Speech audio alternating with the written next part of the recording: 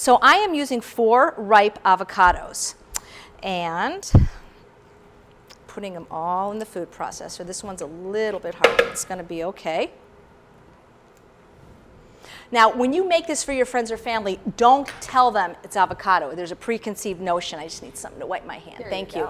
You're welcome. Because if you don't tell them, they'll never know. I've been making this for years, and I don't tell them. I don't even tell them after they eat it. I call them like about a week after the dinner party because they always want the recipe. So I've got the avocado, 4 ripe avocados, and I am going to add a cup of agave nectar, a low glycemic sweetener made from the cactus plant from which they actually make tequila. Right.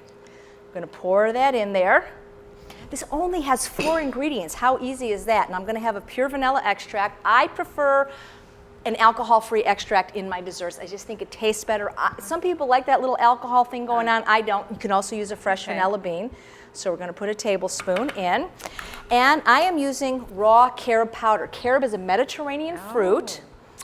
It tastes very much like chocolate, so people that can't eat chocolate or don't want to, I can eat chocolate, but I'm a little hyper as it is, and chocolate, I think, and sugar also makes me even more hyper. But when you taste the carob powder, I think it's actually sweeter than cocoa powder. It's not bitter, and I think it tastes just as good, if not better. That's all I did. I put everything in the food processor.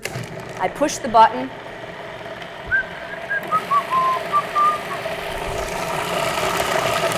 Now, every now and then you might want to scrape the sides down because if you have any of those little green chunks in there, they're going to wonder what the heck is going on with their chocolate mousse. Blend it till you can see no more green.